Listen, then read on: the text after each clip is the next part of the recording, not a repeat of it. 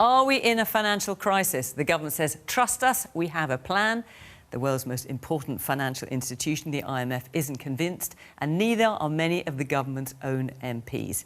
Tonight, we're in the birthplace of the Industrial Revolution and also the biggest urban economy outside London, Manchester, specifically in the region of Higher Blakely, which has been an area of Labour dominance for as long as I've been alive. Tonight, it might not surprise you, we'll be discussing the events of the last few days, and you might want to hang on for a surprise question at the end. Welcome to Question Time.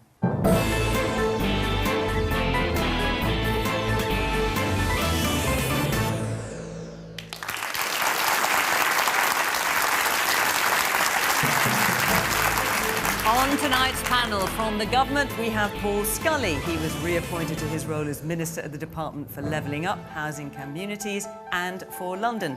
He originally backed Nadhim Zahawi for PM, but later switched to support Liz Truss. One of Labour's rising stars, Bridget Phillipson, was elected to Parliament at only 26. Last year, she spoke for the party on Treasury matters and now shadows education.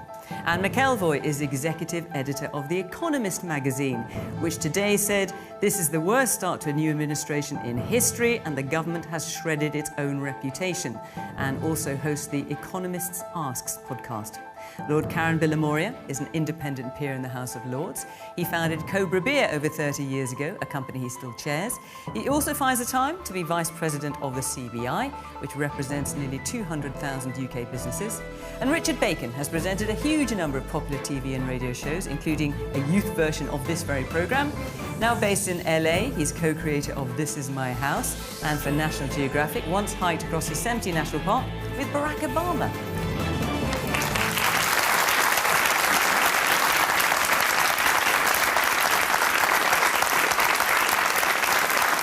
Welcome to our panellists, welcome to our audience here in Higher Blakely. Great to see you. And of course, welcome to you at home. We always aim to get a wide range of views on this programme, not only from our panel, but also from our audience here.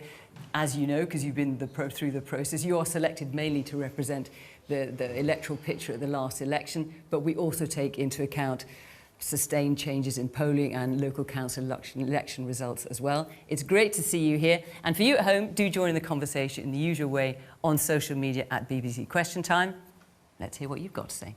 OK, let's take our first question tonight, which is from Karen Hunter. Is Liz Truss and her Chancellor peddling fantasy economics, as stated by Rishi Sunak during the leadership campaign? Paul Scully. No, absolutely not. Look, I think what we found is that... Paul, just take a moment to hear the response you got. No, I know. No, let me explain why. Because Liz Truss and Kwasi, the Chancellor, were speaking to Ofgem, the energy companies, as well as financial institutions throughout the summer, and they were training exactly what they were going to be doing now.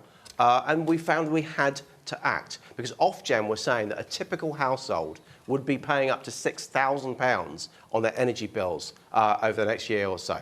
And so we absolutely had to act. So that's why we brought in the energy price guarantee, which limits that to, for a typical household, to £2,500. But we have to go further than that, because we need to make sure that the economy can grow. There's no way we can just have more of the same, tax your way out of a relatively stagnant economy and tax your way out of the pressures that we have on our cost of living, the wider than energy. So are you happy with the way things have gone since Friday? Well, look, things have been really difficult. They've clearly been difficult because we saw the market reaction, and we've seen that the snowball effect from that. This is actually the first financial event of its kind that's been in the maelstrom of social media. It's financial. No. I'm just saying the speed of what's happening, the speed of response is very different from in 2008. So what we have to do now, we have to explain exactly why we are doing what we're doing, exactly what the plan for growth is, because we cannot just, as I say, tax our way out of it with a 70-year high tax rate that we have at the moment. So we have to make sure that businesses have that supply side reform to make sure that we can strip back some regulation, that we can make planning easier, that we can make childcare easier for people to work and take on new businesses, and we can get people to relocate and invest in the UK. The response that we've seen from the markets is a direct consequence of your government's totally needless and unnecessary tax cuts for the wealthiest.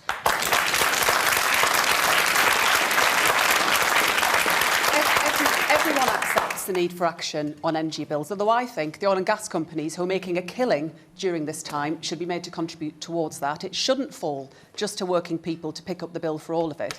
But the direct consequence of that totally unnecessary budget that will see tax cuts for the wealthiest in the middle of a cost of living crisis will mean higher mortgages for people here. It will mean rising prices. It will directly contribute and make the situation worse still. We should get Parliament back. We should recall Parliament and reverse the measures that you put forward. You're getting 30 million people. You've got 30 million people being able to keep more of their own money with the national insurance. Hang on a minute. Their mortgages are about to go up. They're The national insurance levy reversal, which you didn't support that levy in the first place, and you were saying at the time the way you were arguing 6 months ago is the total opposite now. So you're either wrong time then, and again we said you shouldn't load it onto working people, and you did that. Richard, I don't think people are going to be richer because of this. When you say it's been really difficult since last week, that does seem like a little bit of an understatement. I think, doesn't it? I think Liz Truss has done more damage to the British economy than Brexit, the war in Ukraine, or the pandemic, and she's done it since Friday.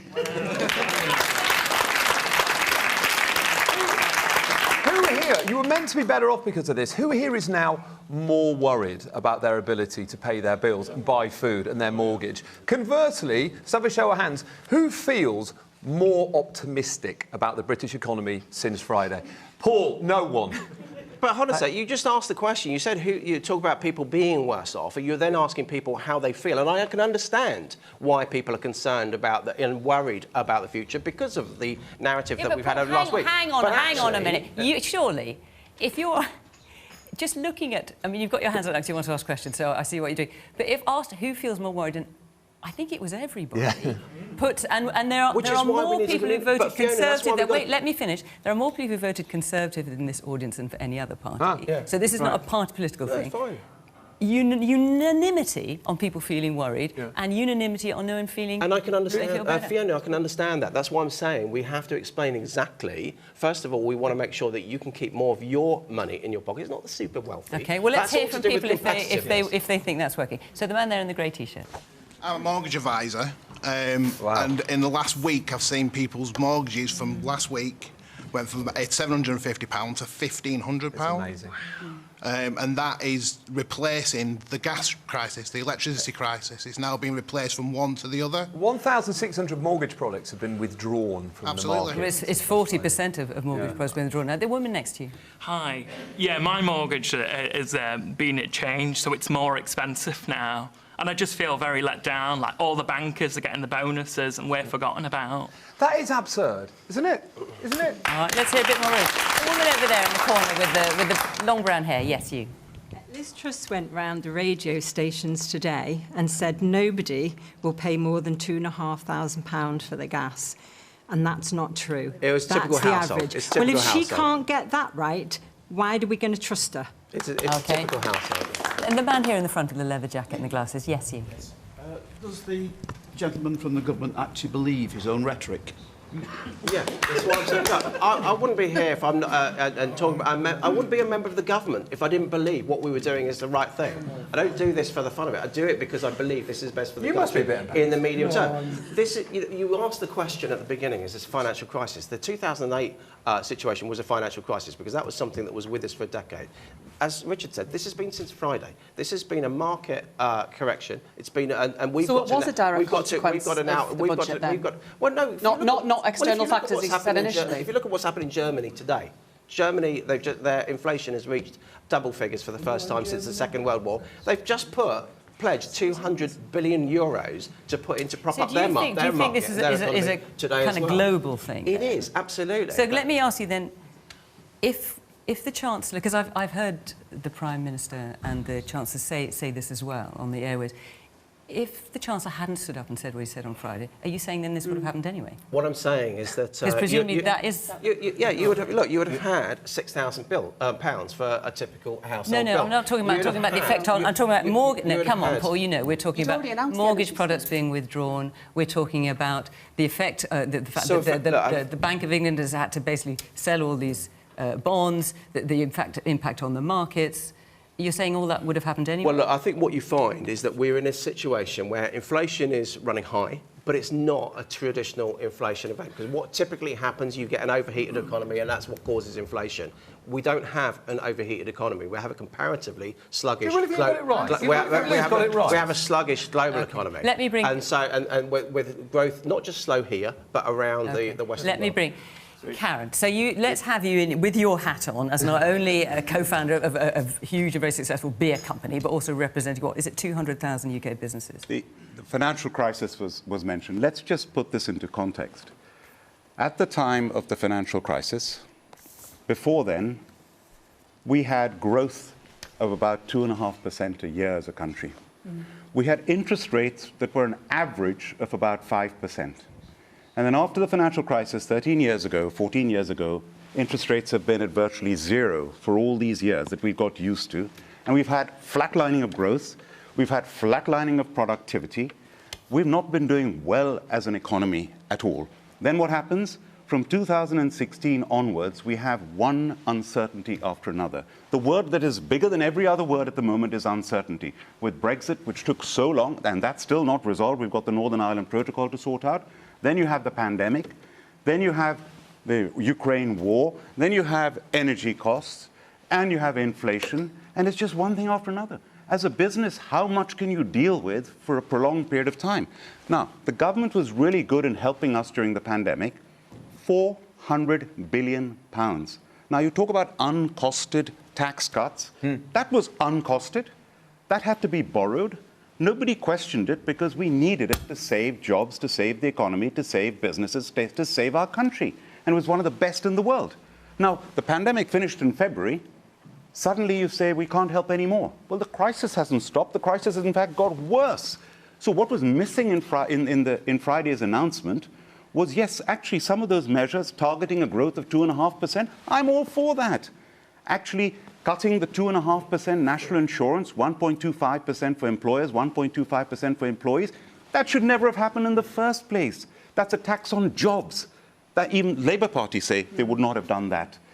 Corporation tax, not putting it up to 25%, I believe that hampers inward investment, that hampers growth, it hampers pension funds and investment companies. It's better to be more competitive as a country. So many of the measures that were mentioned Friday were really good. But what did they miss? There was nothing in there to help businesses today. Who's going to pay for the business rates? We had business rates holidays while we were in the pandemic. Who's going to have delaying of taxes? We were allowed to delay our taxes to give us help with cash flow. We had access to government guaranteed loans. We had so much help in the pandemic that we do not have now. The VAT was cut for hospitality. Those are the measures that are going to help businesses today. So you want the government to spend even more money? It's not a question of spending when you have to help. It's the analogy I've always used is the £400 billion, if you play a tennis stroke, you hit the ball. If you stop there, the ball's going to go into the net. You need to follow through to get the ball over the net. And that may cost $100 billion. It may cost $200 billion. But I'd rather we spend some money and save businesses, prevent people going bankrupt, than having a horrible recession. We're already in recession now. We've got to do whatever it takes to save those jobs, because that's the alternative if we don't do it. And here's the other thing. The shock that has happened on Friday is interest rates were always going to go back up to around 5% at some stage. Not in one go. That's devastating for businesses and devastating for consumers. This should have been planned. To do an announcement like Friday without the Office of Budget Responsibility giving an independent forecast that backs it up, that should have been done. Now we've got to wait until the 23rd of November? That's too late. We need to do that right now. And I'm going to come to you. I just want to hear two more people in the audience. I'll come to you. Yes, on there, and then Greg Hardy. Yes, you. Yeah, Lord Karan interviewed Keir Starmer on Sunday regarding the energy bills. The government's going to freeze them for 2 years. Look, Labour's only do it for 6 months. Can you explain what you're going to do after them 6 months? Because he didn't say anything at all, Keir Starmer, during that interview. Yeah, so the plan that we've set in place would last for 6 months, and in the run-up to that period, we'd review it and decide what's necessary there. So I mean, what would you review? we're the opposition, not the government, OK? So we can set out plans for how we get there, but we don't actually get to make those decisions. But I think... But what you're saying is 6 months is not enough. For 2 years. You only do it for 6 months. So what are you going to do after 6 months? Well, in the run-up to that period, we'd review it, we'd take action, we'd do what is necessary. I think the difference in terms of the approach that you're seeing from us relative to the government is that we're not just saying that it should fall to working people to have to pick up that bill. Oil and gas companies, by their own admission, have got more money than they know what to do with. They've made an absolute fortune during the pandemic, and I think it's only right that in those circumstances they make a contribution towards that. That's something the government have rejected, and I think that is the big question. Who pays for all of this? I think we should ask those oil and gas companies to make a contribution. We've kept the energy there. Hi, you mentioned that you want people like us to keep more of our money in our pocket. But the reality is, yes, we might have had a small tax cut, but everything is going up. So we're not keeping more money in our pocket. How do you do the maths there? How are you helping us? OK, let me come to Anne, because Anne's not managed to get a word in yet. Anne. Oh. Yeah. So, Anne, let me remind you that... let's respond to what we're hearing from our audience, because there have been so many hands up. And also, let me remind you of the main question, which is Liz Truss and her Chancellor peddling fancy economics, as stated by Rishi Sunak? I think they're peddling flawed economics and flawed politics as well. And I think that is the doom loop that you referred to the Economist now. Very punitive coverage, particularly, of what we must still think of as a mini budget, which is a bit like saying that a hurricane is a slight breeze in the Manchester area. I think the problem that I have with it, and I've followed Liz Truss's campaign, I was very interested in the dividing line that she was drawing with Rishi Sunak, and that's, I suppose, where this idea of fantasy or fairy tale economics comes from recently, is she ran as a free marketeer who wants to stimulate growth. Good. She wanted to take on some orthodoxies, to my mind, also good. That's also one reason why, particularly if you have a change of leadership in a party or a change of government, you want to shake things up. You want things to be different and thought of, again, in a different way. But what she didn't seem to take on board was that goes hand in hand with reassurance. So she sort of came in as a free marketeer who didn't understand the markets. And to say, and I'm afraid Paul Scully, I think, has slightly gone down the same road. And Paul, I do actually feel quite sorry for the gig you've got tonight, genuinely, because I think you do believe in a low-tax economy. I think you do believe that we need to stimulate growth. You believe a lot of things that a publication like The Economist would stand for, but I think you can't easily sit there when things are in such chaos and say, here we are free marketeers now running the party. We wanted to take things in a sort of animal spirits, will all be gingered up and we'll get the benefits of that. But if the response of both the markets and also political response is so negative, and not just from people who are from the left or would prefer a Labour government, frankly, I'd rather be sitting here, and I hope we get a moment to say, I'm not so sure absolutely about Labour's growth plans. I'd love to know where the Labour growth recipe comes from. But frankly, right now, Bridget Phillipson has a right point here, the government is the government. And if the government can't be more consistent or more reassuring, then it's going to have a big problem. It is certainly, I think, the ropiest start that I have seen from a Prime Minister and Chancellor. Either they learn from that, or it could be a rather short-lived new team indeed. But that reassurance is all about growth, as I say. First of all, it's personal growth to make sure that we can keep jobs, and that's why the National Insurance Levy, as Kevin rightly says, is something to encourage 920,000 businesses to be able to carry on taking people. The investment zones that we announced, Paul, investment zones are a great idea. These are great initiatives. Yeah. But what about the question that was asked here? You've had tax cuts and the 1p reduction that Rishi Sunak said he'd do before the election in 2024. You brought that forward. Yeah. Great. Well, what about the income tax thresholds? Those thresholds are frozen. If you take inflation into account, that's the most expensive element. That's not been cut. Isn't it also, though, Paul, in a way, and also to your point, isn't it slightly absurd that in the middle of a cost of living crisis that we've known is coming and people can barely afford to buy shoes for the kids and there's not enough food at food banks? It sounds absurd to say this out loud, but last Friday you reduced the top rate of income tax for rich people and you took away the cap on bankers' bonuses, which the bankers weren't even asking for. Doesn't it just seem wild? there's clearly... Look, in terms of optics, there's always going to be those... There's never what about just doing it? Well, let me explain why we did it, and then might give you a bit of context, because there's never a good time to sort of receive that sort of accusation.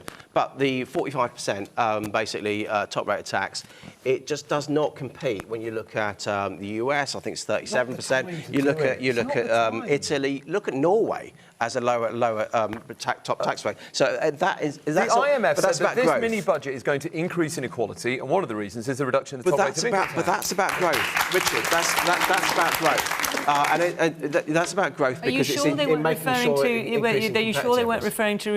Anna's agreeing with me. I think. You sure the IMF was not referring in part to the? Talking about the 45%, is it all about growth? Well, I don't think there was a widespread expectation that there would be a cut there. So it seemed to be done for largely symbolic reasons. And you say the optics. Well, the optics were really about why was that such a priority. As it happens, fiscally, I think it's relatively minor given lots of the other things that are happening. You mean in terms of the difference it will make to the economy? Of the difference it really makes. But I do think it was an odd time to do it. And in many ways, it strikes me as a budget with all its kind of shock and awe that you could have done straight after Brexit in 2016 and sort of let a lot of things rip. There would have still been arguments. We wouldn't be sitting here agreeing on the panel. But you were coming out of the pandemic. I think a lot of people thought they would be taking higher earners, kind of didn't really expect that they were going to get something else. After that, we felt that we were kind of all in it together a bit.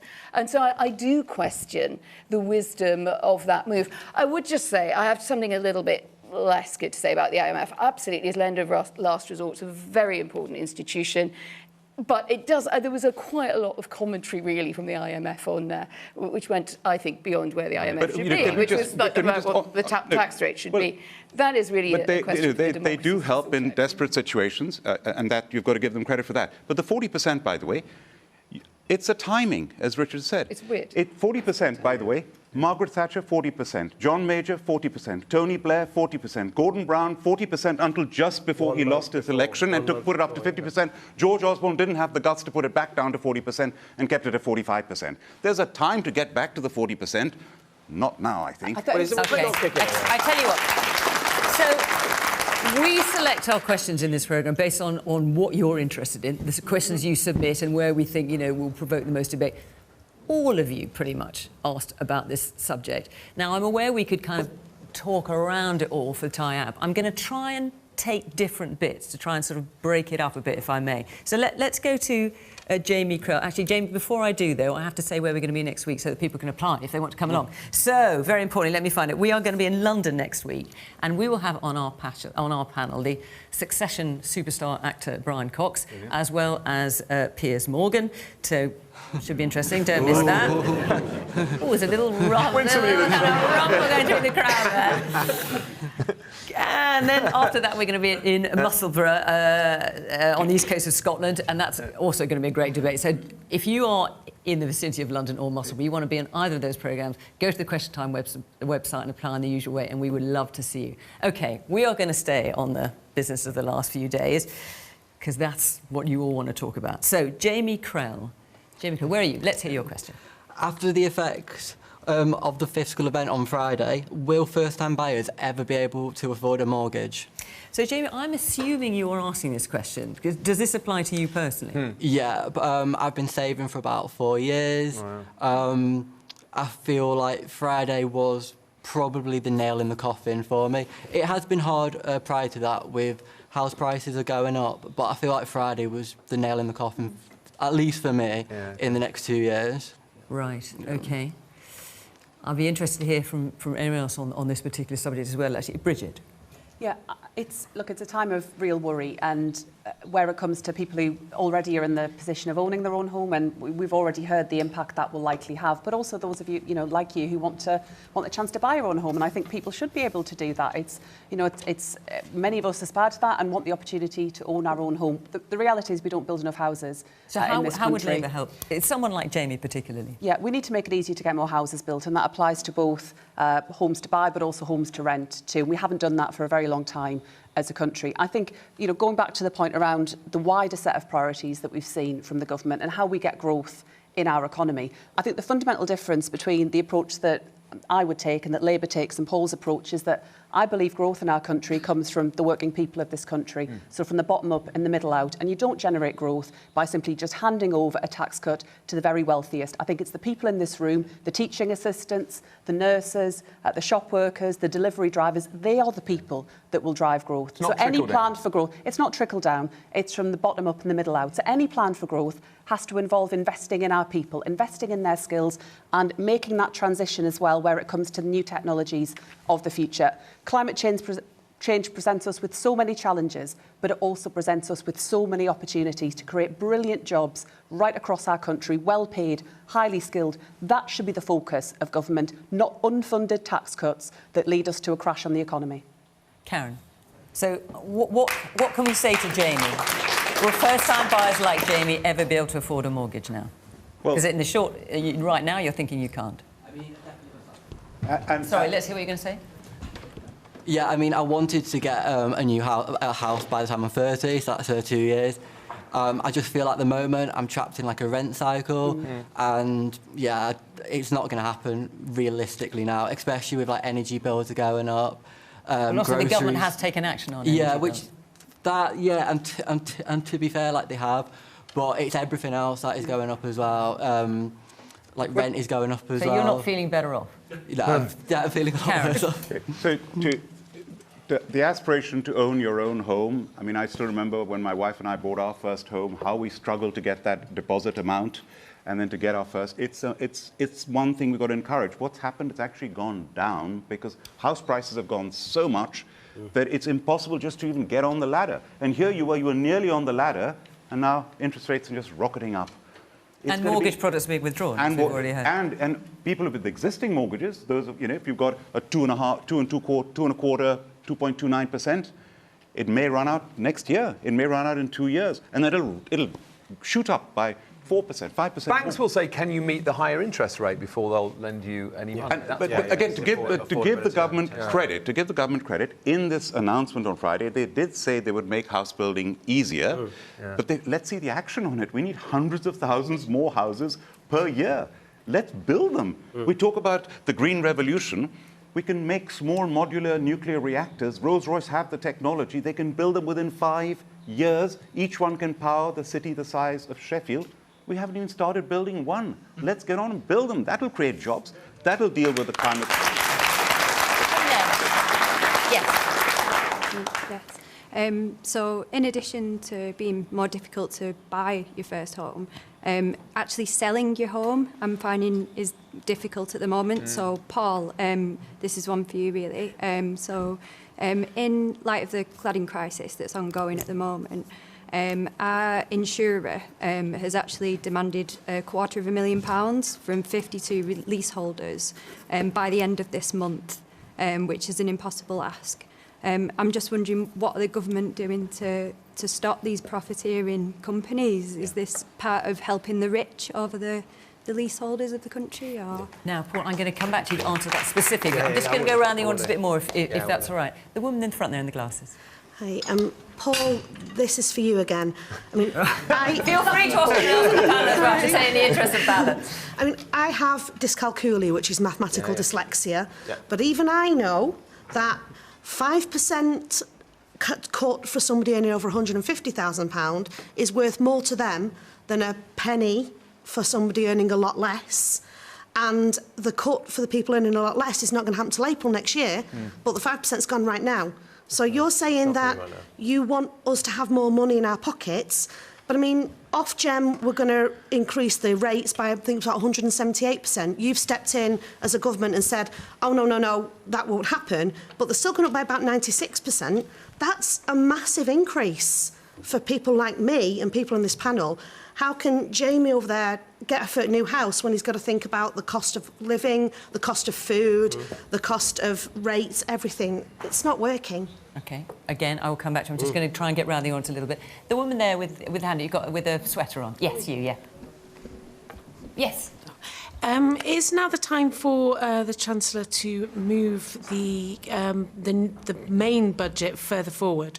to move it to the next few weeks, and hopefully it should be better thought out. What you mean in terms of because at the moment we're expecting a statement on the 23rd of November, and so you're asking should it be brought forward? Okay. The question that we've been asking is about mortgages. Has anyone got anything here to say about mortgages in particular? Yes, we've got a couple there. The woman there in the white headscarf, yes. Yeah, I just want to know what the plan is for mortgages, because I was actually in the process of getting a mortgage as a young person, and I was told my initial interest rate would be 4.5%. And I was told today that the lender has pulled that offer, and now the best offer that I can get is about 10.5%.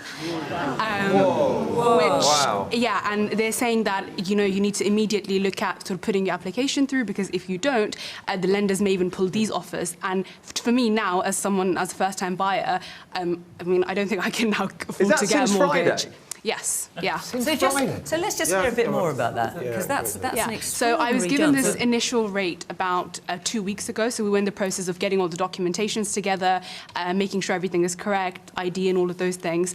And today I was told, you know, the lenders are pulling those offers. Those offers are no longer there. And are they giving you any? What are they saying to you as to why they're doing that? So they're just saying that the lenders are pulling the offers. That's it. They haven't said anything else. And they said now the best offer that we have is about 10.4%. Wow. Right. Does that make you uncomfortable, Paul, Which, as a first-time buyer, I mean, you can imagine it's almost that you can't do it. Like, you have to think from 4.5% to 10.4% is a drastic increase. And are you being given any hope that if you just sort of sit tight for a couple of weeks or a couple of months, I don't know, that actually it will settle down, you'll be back to an offer that you might be able to afford? Not really. I mean, given that we're in a recession now, I don't think that can happen for the next couple of years at least. So. There's a couple of other things that, that people have asked for, so I'll come back to you. What's your name, sorry? Rabia. Rabia, what do you say to her? Yeah, so in terms of the mortgage, I mean, I was looking at an interview with the representative. How do you help Rabia particularly? She's there. No, absolutely, she could vote for you.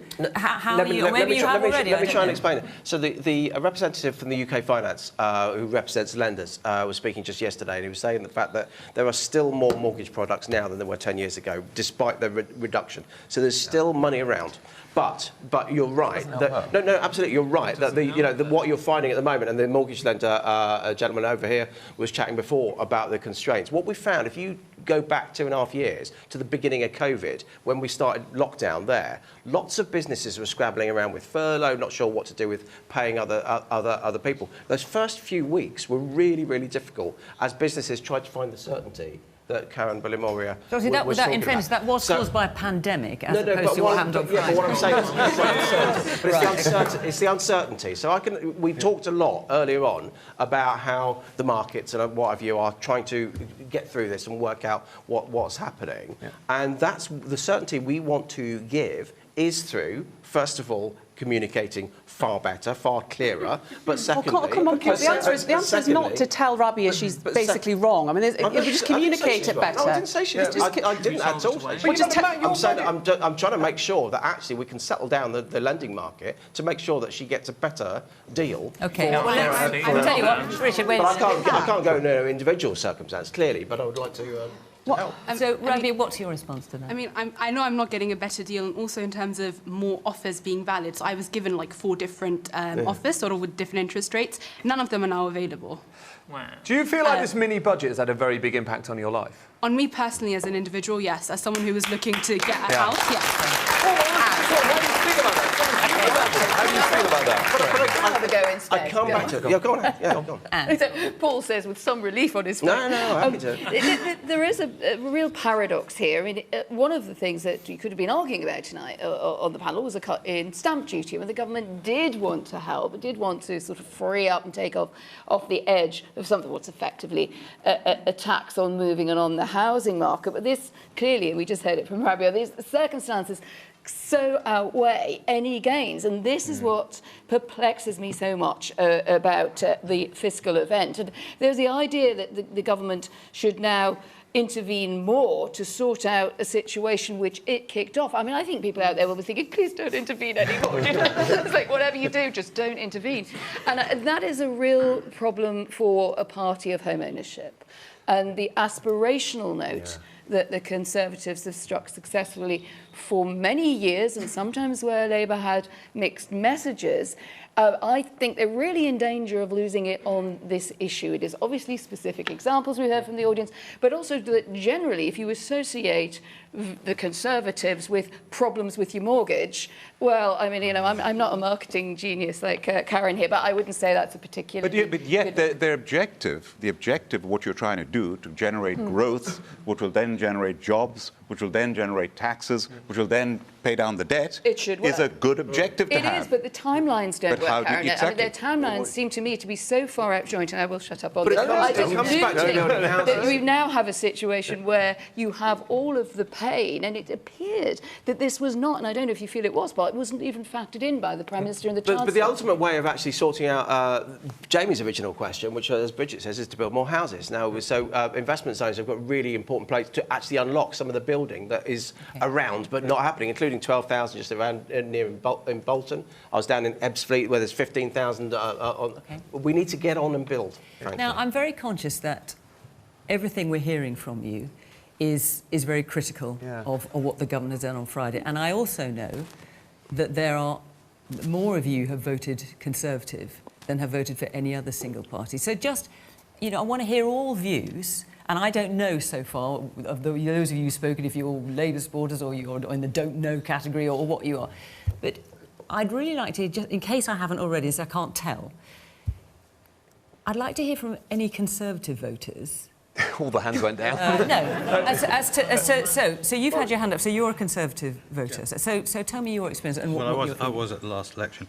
I don't Hang on, so are you now thinking you won't be at the coming election? I don't know. Okay, so you were a Conservative voter and now you don't know. OK, but sorry, tell us your story. Well, just the fact that in the last 10 years, the government have kept going on about affordable housing, making housing affordable. I don't understand why, in the first place, you haven't changed the building regs so that all houses are faced with a south-facing roof, so that they are fitted with solar panels. And if you want heat exchangers, why they're not? You don't get the developers to put the heat exchangers in. At their cost, that can be spanned out over the entire length of the mortgage as part and parcel of the house. So you're talking about trying to introduce green energy-saving but making housing mechanisms affordable. as part of the house. If 10 years ago the government had said, right, we're changing the building regs, all houses now, new builds, have to have PV panels, maybe a small turbine or something, or heat exchangers, whatever you want to do, why aren't they simply doing it so that it's on the new builds? It'll add 20 grand to the cost of the house, which is neither here nor there, but gets paid back over the 25 years of a mortgage. And quite simply, people will save enough money to be able to pay towards their mortgage. And let's hear from the man at the back. Yes, you've got a microphone hanging in the dark jacket, yes. Yeah, I mean, I'm a Conservative voter, and I think it does become a little bit embarrassing, to be honest.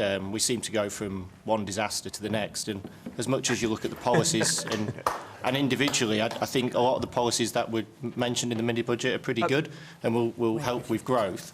But I think the timing is horrendous, coming off the back of the pandemic. And then we have something which shocks the markets. And clearly, you know, there was no OBR data to support it. And here we are now, a week on, with a lot of problems to face. OK, and the man in the white shirt right in the middle at the back. You said that the Conservatives are a party of home ownership. And you want to build more homes, but people simply aren't going to be able to either get the mortgage to move into the home or even remortgage as well. In Manchester, there's been homelessness, which has been dealt with by Andy Burnham really well. Homelessness funds. It's a really real concern that people, 2-3 years' time when they're remortgaging, they're not going to be able to afford it and there's homelessness. Have you got any plans for that, to deal with that? Right, now, Paul, I'm aware that there's a slew of questions that have come your way, and I want to give you a chance. Shall I just... You're going to have to touch across all. I'm just going to remind you what they are, because it's unfair to expect you to remember. So you talked about cladding and wanting help with cladding, which has been an issue that's been going on for some considerable time. You mentioned how any money you're saving in energy, you're actually going to be paying more in other costs as well. And then you were talking about, you know, heat exchange pumps, solar panels. Could that not be something that's put into the cost of the house right at the very beginning? You can pay it out over the long term. So that's three pretty wide-ranging things. But I just wonder if you, So just to be fair, I just want to give you the No, chance. no, it's fine. Yeah, because I'm really glad you asked about the cladding, because I'm 2 weeks Well, into. it's cladding up here, sorry, yeah. it's over here. So I'm 2 weeks into the job minister for building safety. So it's something that I'm absolutely leaning in. How we deal with what has happened over the last few months, the work that we've done around the Building Safety Act. One of which is looking at this insurance. And the FCA, the Financial Conduct Authority, has actually just this week released a report where they've been looking at this, where they've exposed some really, really terrible practice, whereas agents are demanding commissions, kickbacks from the insurance companies before they actually place their insurance with them, and these kind of things, which actually then just ratchets up the insurance. So I would be responding to that ASAP, because that's absolutely outrageous. And you're facing a bill of what, 250 grand? Yeah, this lady here. So it needs to be pretty quick for you. So if you can write to your MP and then get them to write me a letter, I will happily look at your Or maybe she individual could talk case. to you directly afterwards. I'll be here. But can I just come to the others? Of course. So in terms of the South Facing, yeah, I mean, again, I was business minister. I wasn't dealing with net zero directly, but we have to do. We can't just jettison net zero. We have to factor that right into everything we're doing across government, but including house building, because we know that we have to change the way that that we are building, that we are approaching energy, so that we can have local energy generation. The other thing I wanted to tackle was in terms of how you get a mortgage. This woman's point here, which is you're saying that anything that you've had help with in terms of cheaper energy bills relative to what was to come, as opposed to what was before, you worry it's going to be swallowed up by the higher cost of everything else. Well, I think the thing is with interest rates. Interest rates are there for the Bank of England to deal with. It's their one lever monetary policy that they have. They don't affect market.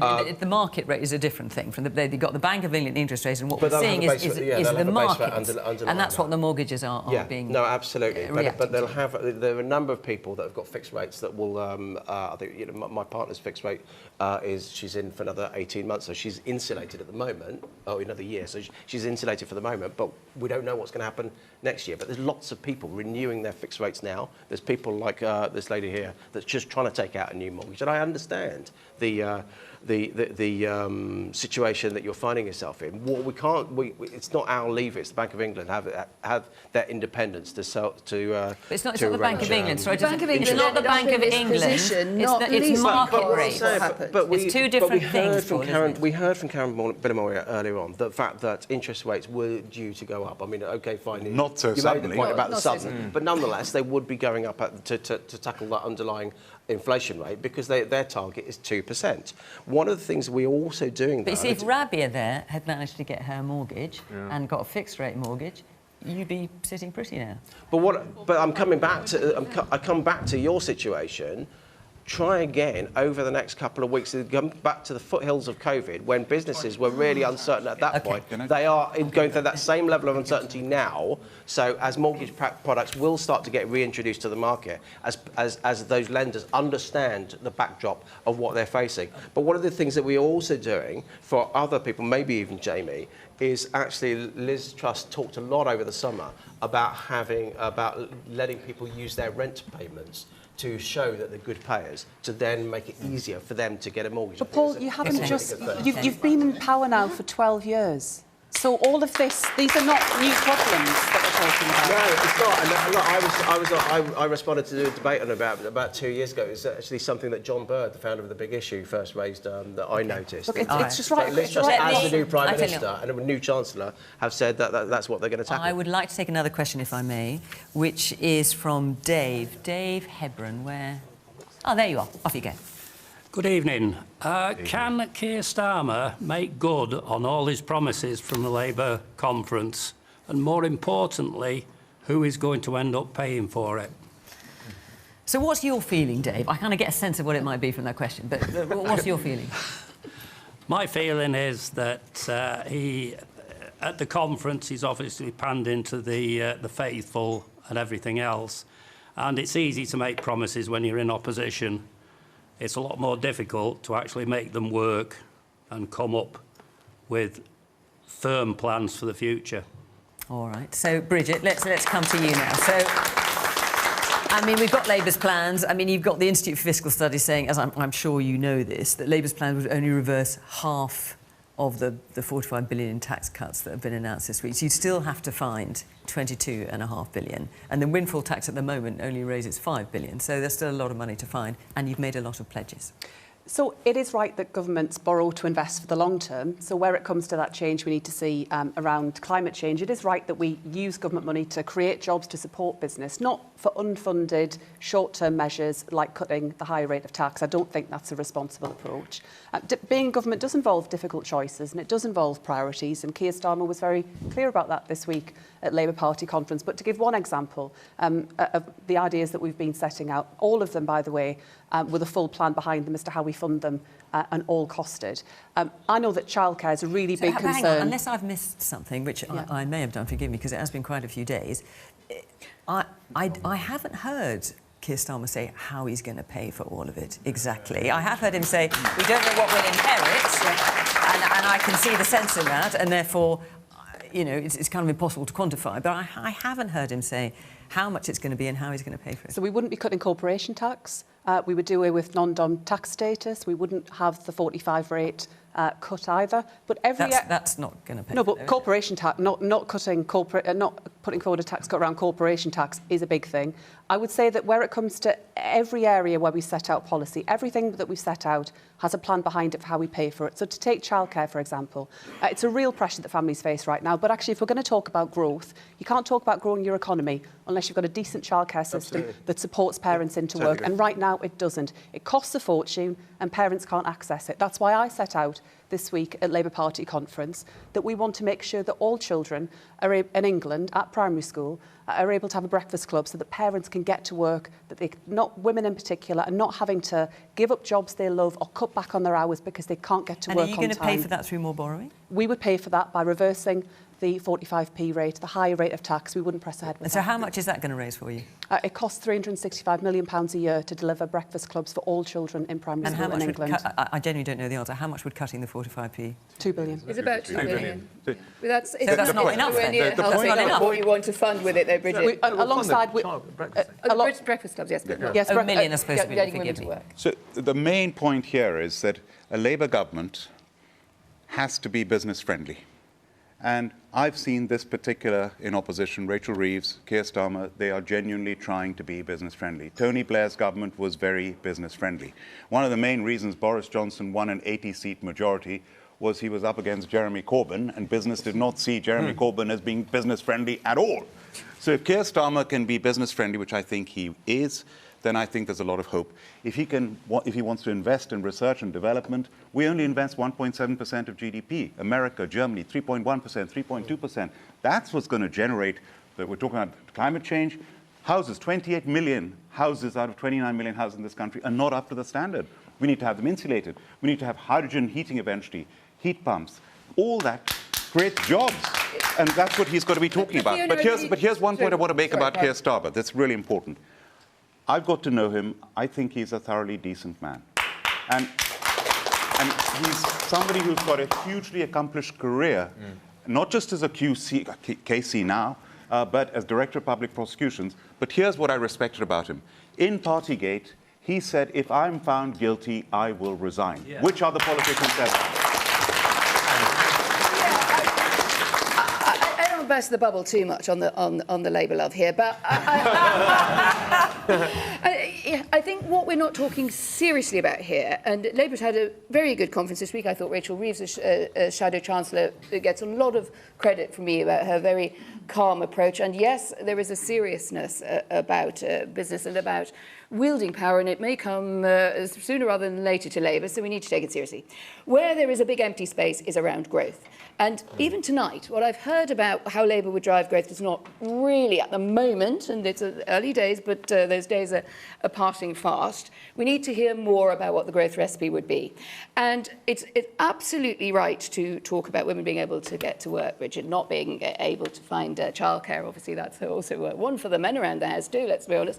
But, you know, it does keep women out of the workforce disproportionately. I understand this, but that is not in itself enough. If you're talking about research and development, well, the last thing I heard from a Labour front bencher at conference at the weekend was slightly talking down Cambridge because it was a prosperous southern hub for technology and innovation and life sciences, and sort of playing the south off against the north and saying we'll put the money into levelling up in the north. I think that is, in a way, a dangerous narrative. The UK has got a real fight on its hands in competition and in growth. And at the moment, Labour can profit from the Tories' woes, absolutely understood, fair play, but that will not itself be a recipe for growth. And sooner or later, you're going to have to think much more about what you want to really do to power the UK forward. The man in the back in the blue sweater. I don't think that oppositions win elections, governments lose them, and this government has already lost, and we all know that. In 2 years' time, you will lose the election. The man in the white sweatshirt, yeah. So, I personally feel like since electing Boris Johnson up to now, it's been a nightmare that's just never come to an end. People always used to say, what's the alternative? What's Labour got to offer? Where is it? You know, where's Labour's plans? We've heard it this week. You've clearly seen it in terms of what the public think, in terms of the polling. I personally feel that this is a new start for Labour. It's a reset button. And I will give my vote to Labour this time coming, the next general election. And did you give it to them last time? No. Okay, and so I you're regret switching. it. I regret it. I do. Okay, and the woman there with the brown hair and the black top, I think, yes. Yeah, I was just going to ask you, the conversation is all about growth and building growth, but I feel the biggest thing we did against growth was come out of the single market. So I'd like to hear about, you know, Labour's view on that and how, you know, we've cut ties with our free trade with you know, the EU, so that's has had a massive impact on that. So I'd just like to hear your views, Bridget, on that and how Labour would build relationships back. We'll obviously address that, but there's also a broader point, which is that whichever side of the fence you sit on, you don't want the same party in government in perpetuity, and it has now been 12 years. And you reference there, which is a long time, and you reference there that governments tend to lose rather than opposition win. And there was a poll that came out today, and we can really see what the public thinks to what happened last Friday. And we can see a few of you here today saying, oh, I voted Tory last time, but probably not next time. And this poll by the Times and YouGov has given Labour a 33-point lead. Now, I know that's only a moment in time, but it feels like a moment nonetheless. A site called Electoral Maps UK said that would project to a 346-seat majority to the Labour Party. I mean, you have to be very careful with one poll and projecting. But nonetheless, I 100% agree with you, but it still seems like an extraordinary reaction to what happened last Friday. I mean, Liz Truss could go down in history as the person who wiped out the Conservatives. Oh, look, that's always... Cool. So look, let me remind you, can Keir Starmer make good on all the promises he made in his conference speech, and more importantly, who's going to end up paying for it? You know, I've heard this in '97. I've heard it for you know, when the Conservatives are going to get wiped out and disappear. I've heard it in the early 2000s. You know, when Jeremy Corbyn came out, oh, the Labour Party going to get wiped out. It doesn't really happen. But you know, the fact of the moment is elections, and we've got 2 years. Obviously, we're a government in a hurry to deliver. But in terms of the alternative, you know, what we've heard today, we've heard, you know, we've reversed the national insurance levy. Labour Party were in favour of that 6 months ago. Now they're against it because they're using the polar opposite argument. They've talked about the windfall tax, and Bridget has talked about all this money that oil and gas companies are making. The one that's still cited now, even though it's proved to be false, is £170 billion. That's the global profits of every single oil and gas company. We're not going to go to America, to Canada, to Bangladesh and say, can we have your But can your you tax, justify can the we have your principle? tax Can you please, really justify because the the Labour principle Party of that? can't quite get their maths right. So people here pay for it, so the oil and gas companies can make a profit, a massive profit. We have the energy. I was going to say, you already do have a windfall tax. We have the energy levy still in place. What it does slightly differently from what the Labour Party proposed was that it rewards the fact that if energy companies invest now, then they don't have to pay that levy because they have to only pay 10% of it. Because we want to move medium term away from fossil fuels, the net zero that we were talking about. But I do agree with Bridget about childcare, because that is a real drag on people staying in careers, in employment, and female, predominantly who's been in charge of that for 12 years, Paul? This is one of the 6 pillars that the Chancellor was talking about, that he's going to have The ladies, plans for growth. The question about the EU has not been answered. Do you know what, Karen? I'm just about to come to that, but thank you so much for reminding me. I'm on it. No, but Karen, I'm going to ask Bridget, because the question was actually to Bridget, in fairness. So what you wanted to know is what the Labour policy is towards a single market. Labour's been quite clear. You're not going back into EU. You're not trying to take us back into EU. But what about the single market? Well, that's not what we're putting forward. I mean, I voted Remain back in 2016. I wanted us to stay in the European Union. I campaigned for that. That's not where we are. We've left the European Union. I think there are real challenges right now where it comes to the Northern Ireland Protocol, as Karen was talking about, and problems around the Brexit deal. So there are problems, there are areas that we do absolutely need to fix those gaps in the deal, but I don't think there's a great appetite at the moment for that kind of approach. Let's go back to Dave, because you asked this question.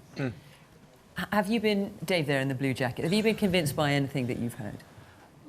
Not really, no. I keep hearing it from Labour, what they're going to do, but they've never really got proper answer for everything. Do you think Keir would be a good PM?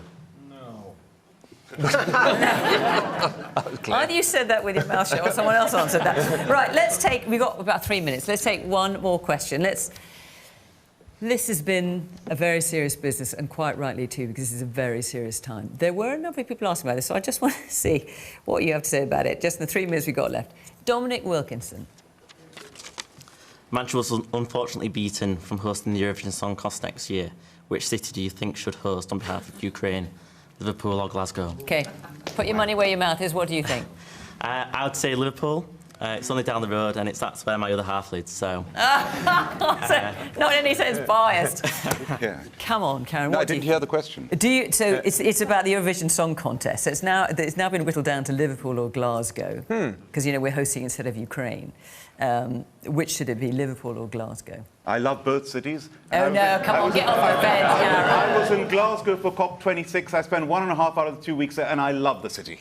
Oh, OK. So I've just had a brilliant week at Labour Party conference in Liverpool. Fantastic city, but my granddad grew up in Glasgow, so Glasgow's got a special place in my heart. Right. Oh, my gosh, OK. Liverpool's got the pedigree for singing. They've got to check at that, actually, whether they want it, because cities tend to lose money when they actually host. Yes. Well, they're saying they want it but they're 45% reliant on hospitality and tourism, so they've got the infrastructure as well. I was up there not that long ago. Well, Liverpool not only has a reputation for singing, it has a reputation for creating the greatest band of all time with the greatest catalogue of music in history. That said, whichever... Don't forget the Manchester sound. I'm not comparing the Beatles with Manchester but that's sound. not an option. Fantastic. It's Liverpool or Glasgow. OK, that's true. But whichever I'm just saying, city we're here. it is in, I won't be seeing it, but my vote would be Liverpool. Ooh, I've always just gone with the local, with the vibe wherever I am for this show. So this is within the Northwest. I realise it's not much variety for you, Fiona. I'm tempted to say Liverpool, Glasgow. No, my real answer is I'm a Durham girl. I'm taking it to Durham, all by myself. Oh, my God, OK. The man at the back in the stripy shirt. I think we shouldn't forget that we're hosting this for Ukraine. And absolutely. Yeah. Manchester has the largest Ukrainian population outside of London, so it's as Richard pointed out, sadly, you are no longer in the running, so I'm sorry about that. The woman in the front here in the orange trousers. Well, I'm a Glaswegian. And I love Liverpool. And I always say that Scousers are Glaswegians with funny accents, so I don't think it makes any difference at all which one they typically choose. I wish Birmingham was in the offing, because he did such a great job with the Commonwealth Games. Wasn't it brilliant? Oh, what about the woman here in the front in the glasses? Well, if Liverpool get it, it'll just be another thing that we'll never hear the end of, so I've got to say Glasgow. And briefly, yes, the man here in the front. Glasgow. Glasgow. Any reason in particular, other than your accent? From Glasgow. You're from Glasgow. Okay, fair enough. To the point. I thought that was the case. Well, look, I just want to cheer us up slightly, apart from anything else, because it's been fascinating to hear what you've had to say and your stories. And Rabia, I wish you luck with your mortgage application. Our time is up. Thank you very much to the panel for coming on this evening. Thank you to all of you for being here and being such a great audience, putting all your points. And, of course, thank you to you at home for watching. Don't forget, next week we're in London. We have Brian Cox from Succession, if you're a fan of that. It's also been lots of other things as well. And Piers Morgan. It should be quite a programme. Make sure you watch it. From Question Time. Bye-bye.